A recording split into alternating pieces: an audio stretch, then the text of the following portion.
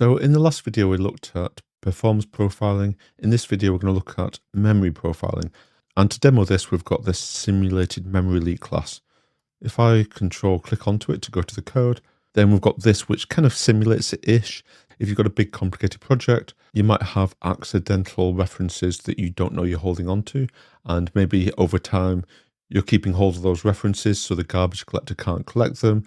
And you've just got lots of memory hanging around which the garbage collector can't free up. So if this demo was C or something, or C++, so an unmanaged runtime, then this would be easier to simulate a memory leak, because if you allocate memory, you new it up, and you don't free it, that's a memory leak. But in .NET, it's much harder to make that mistake, because quite often you don't need to explicitly free it up because the garbage collector does it for you. So that's why here I'm just going to simulate some accidental references being held onto.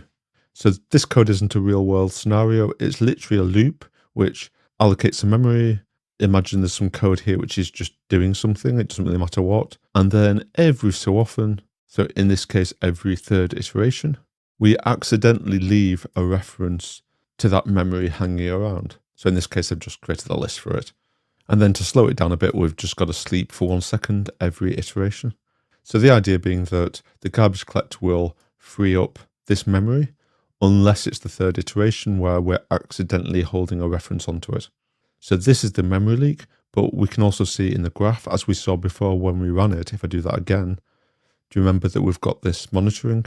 We've got the menu on the bottom. If I just demonstrate memory profiling, select this option, then if I just wait a minute. Okay, that's been about a minute, so we can see that the drop is where the garbage collector is collecting stuff that's not being held onto, but the general trend is going up because we've got this memory leak. Obviously, a real-world scenario is not going to be this explicit, and it could be hidden away in a really large code base. This is just an example, so we can see the UI. But if we stop this, and I'm just going to close this window, if we now do a memory profile, so in the same way as in the last video, if you click this ... profile with, we spoke about these in the last video, but now we've got memory, full allocation, and sample allocation. So let's do full allocations. So this has popped up. This time we want to choose memory profiling, so enter. And this is an ongoing loop, so this won't stop on its own. But if we go back to here, let's close some of these windows. So the Solution Explorer, let's close this as well. So we can see a similar kind of graph just showing our memory over time. We can see information on the right, so things like the different generations for the garbage collection. We've got along the top, we can say get a snapshot. So if I click on get a snapshot now, we can see that appeared here, and we'll talk more about that in a sec. If I click get snapshot again, it'll create another one, and we can give it some more time. And now I'll click get snapshot again, and we've got a third one. You can see full allocation is on. We can actually toggle that and turn it off and back on again. We can also force a garbage collection. So if I do that, then you can see it just drop down. And because our code is just an infinite loop, it's a while loop, this will stop profiling either when the process stopped naturally, or I stopped it here, or I click kill here to kill the process. So if I do that, then we've now got our profile and we've got our snapshots here. So we can see bits of information here, but let's have a look at the comparison now. So we've got snapshot comparison along the bottom, and it shows one snapshot, and we can see this is checked here, but these aren't currently checked. If I take another one, then we get this snapshot comparison. If I click on the third one, notice how it unchecks the last one.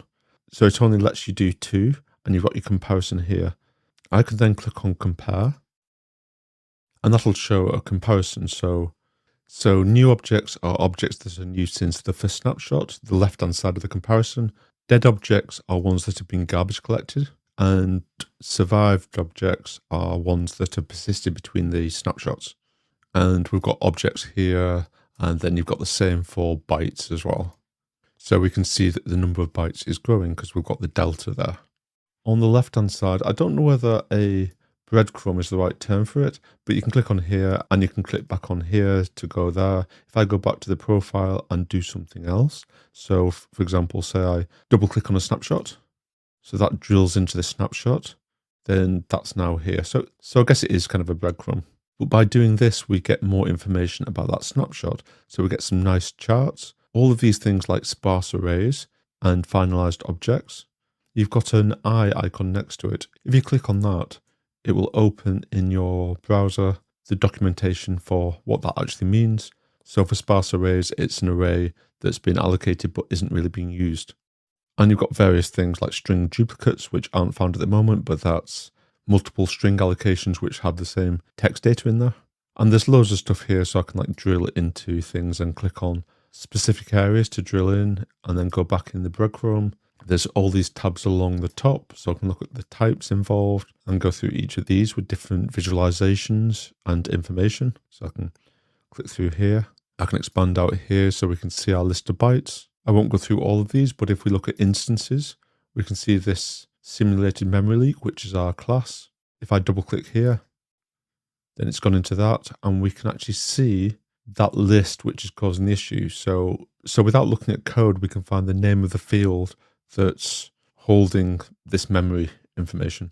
So again, this isn't a deep dive. This is just showing the tooling that you've got. So hopefully this demo should give you enough to go on if you do need to profile your memory usage and investigate a memory leak, for example. And in the same way as with .trace, which we showed in the last video, there's also a .memory desktop application. So you can do this within its own application. And I believe that has more functionality, which is what we saw if we go to the memory limitations. So it's saying some features and views are not available. And again, over time, this might change. The last thing I want to show in this video is if we go to Rider again, and let's do some debugging. If we go to this simulated memory leak, and I'm going to put a breakpoint here, and then I'm going to run the debugger, and then demonstrate memory profiling option. So we've now hit this. If I go to the right-hand side, we've got this monitoring. I mentioned in the introduction to this module that we've got this button here. So at this point, we can take a memory snapshot, and then I could continue my code, have a breakpoint somewhere else, and then take another memory snapshot. So then I can compare those two snapshots. So that's another option if you want to put breakpoints in specific bits and then have a comparison between those two snapshots you've taken. Another thing there is if I open this up, now I've actually changed this, so let me just change it back and then I'll explain. So by default, which you've probably got, you've got these tabs which I spoke about in the debugging module. And I can't remember whether I mentioned this, but if you right click on any of these, then you've got this layout. And I think by default, this is turned off, this memory. If I click on this, then threads and variables becomes threads and variables and memory. And you get this pane on the right. If I click on load classes, then it shows the memory here. And I can sort by like size, for example. And then we can see our byte array. It's certainly not as powerful as the snapshot information we've already seen, but I thought I'd mention this was there as well, just for completeness. So the next video is just going to be a short one, and it's going to show something really useful called dynamic program analysis. So with what we've seen so far, we've been doing quite explicit profiling. But what Rider gives you is, if you look at the bottom right, see how I've got this icon here? I think that tooltip's probably off screen, so if I just resize that a bit so you can see it, it's saying dynamic program analysis, one issue found. So if I click on this, so Rider does this in the background, and I can turn it off so it's optional, but out of the box, we get just these checks. So if I click on one, and then make this a bit bigger, we've got a new pane, and you can see this DPA icon here, and it's pointed out to us an issue. So in this case, the memory allocation, if I click on it, then it's pointing out that something, so without us even asking, it's warned us that there's something that is allocating a lot of memory. And going back to the AI module, if you've got JetBrains Assistant installed, you'll have this button here. So I might be looking at this thinking, well, I don't even know what that means. I can click on this and it will open up the chat window and explain it to me. And then I can obviously have a conversation with it to find out more information if there's anything I don't understand. So that's really powerful if I just close that. Going across these tabs, we've got memory allocation, we've got database, ASP.NET, and if I click on these, then obviously I'm not doing anything with the database at this point, and I'm not doing anything with ASP.NET, but you can see it's got context of actions, Razor page handlers, and Razor page components. If I go to thresholds, then we can see the thresholds of these warnings. So for example, the one we saw was this. We're not doing anything with the database, but you can see that it would warn if there was a command that was over half a second. or the warning could be based on the number of records. And again, the ASP.NET is time-based. You've also got, if we go to the actual code, we should see, so the same icon. So this is the DPA icon. So in the gutter, we can see that this is what triggered the DPA warning, and it gives information. I can click on it and say, view those issues, which goes back to here. Or if that's a non-issue, I can click on it and say, suppress it. And I can choose at what level I'm suppressing that. So that's really useful to know that exists and it's doing it in the background for you. And that now marks the end of this profiling module. As I mentioned at the start, this isn't a deep dive into profiling. This is just a drive-by tour of the tooling. But hopefully that gives you more than enough information to get started and start investigating any performance issues you might have. In the next module, we're going to be looking at using plugins and themes to customize and extend Rider.